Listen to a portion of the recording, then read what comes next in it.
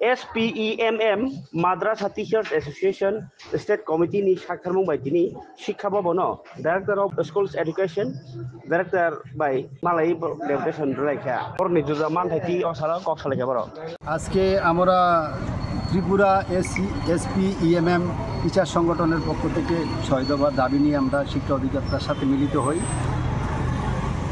আমাদের দাবিগুলোর মধ্যে রয়েছে 129টি যে SPEMM মাদ্রাসা রয়েছে সেগুলিকে গ্যারান্টি নেটের আওতায় আনা।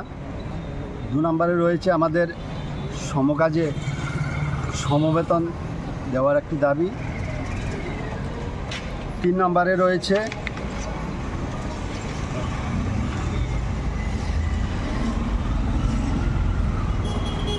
যে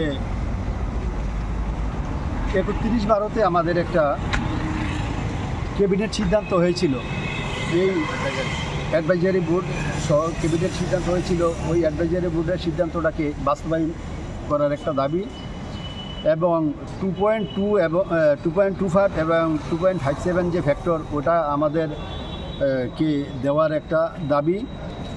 আর আমাদের শিক্ষকদের মধ্যে 32 জন শিক্ষক রয়েছে যারা আপগ্রেডেশন করেছে, যারা গ্র্যাজুয়েশন থেকে পোস্ট গ্র্যাজুয়েট হয়েছে, তাদের আপগ্রেডেশন গভর্নমেন্ট তরফ থেকে যাতে ইমিডিয়েট ঘোষণা করা হয় এই দাবিগুলি এবং আমাদের বিভিন্ন মাদ্রাসার যে পরিকাঠামো অবস্থা ইনফ্রাস্ট্রাকচার কিছু কিছু মাদ্রাসা রয়েছে সেগুলি একদম জীর্ণশীর্ণ অবস্থায় রয়েছে, সেগুলিকে ইনফ্রাস্ট্রাকচার করার জন্য একটা দাবি রয়েছে।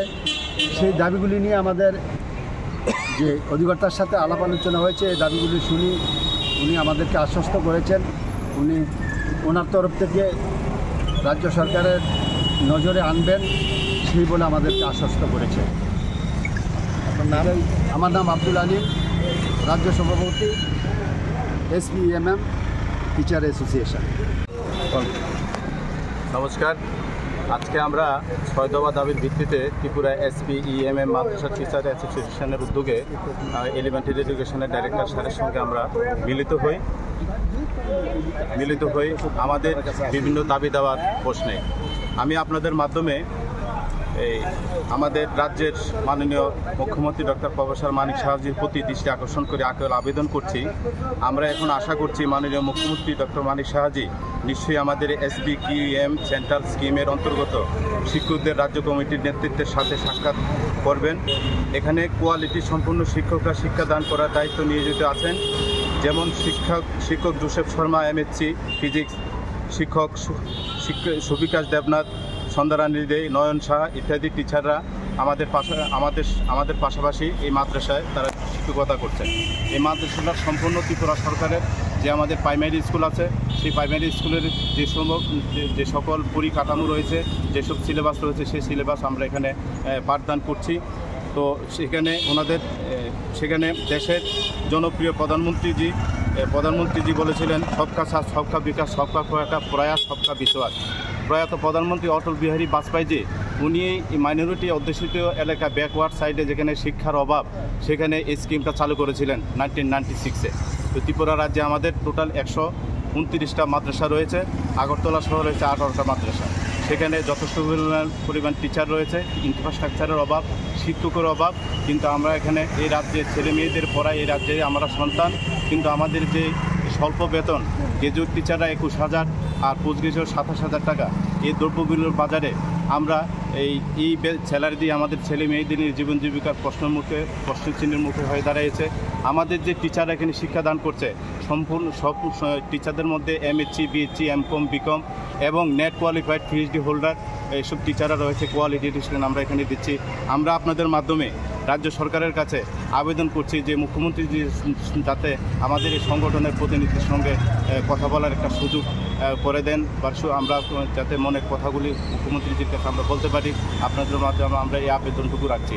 আর আমরা এর সঙ্গে আশা করছি আমাদের এই টিচাররা ন্যাশনাল অ্যাওয়ার্ড, 2 জন টিচার ন্যাশনাল অ্যাওয়ার্ড পেয়েছে, যেমন সুমিত বিশ্বাস, তারপরে আছে আমাদের জাহাঙ্গীর হোসেন MA, এবং শিক্ষক এই যে গত 5 সেপ্টেম্বর শিক্ষক দিবস গেল, আব্দুল আলিম সাহেব আমাদের প্রেসিডেন্ট, তিনি অ্যাওয়ার্ড পেয়েছেন।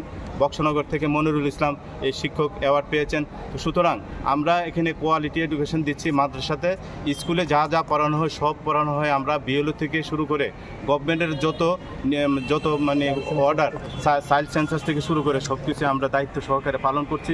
সুতরাং আমরা আপনাদের মাধ্যমে রাজ্য সরকারের কাছে আকুল আবেদন করছি, এখন যে 19 তারিখ আমাদের মানে ক্যাবিনেট হবে, সেখানে যাতে আমাদের বেতন কাঠামো নিয়ে মানে সরকার চিন্তা ভাবনা করে।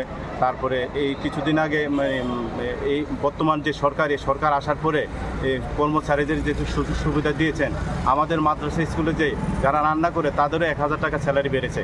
কিন্তু পরিতাপের বিষয়, অনেক দুঃখের বিষয়, অনেক দুঃখ নিয়ে বলছি যে আমাদের 10 পয়সা বাড়ানো হয়নি। আমরা এই যে দুবার করে যেটা স্যালারি বাড়ানো হয়েছে, আমাদের মাদ্রাসা টিচারদেরকে 1 পয়সাও দেওয়া হয়নি। আমরা রাজ্য সরকারের কাছে আপনাদের মাধ্যমে আমাদের সংগঠনের পক্ষ থেকে আকুল আবেদন করছি যাতে আমাদের এই বেতন স্যালারি যাতে বাড়ানো হয়।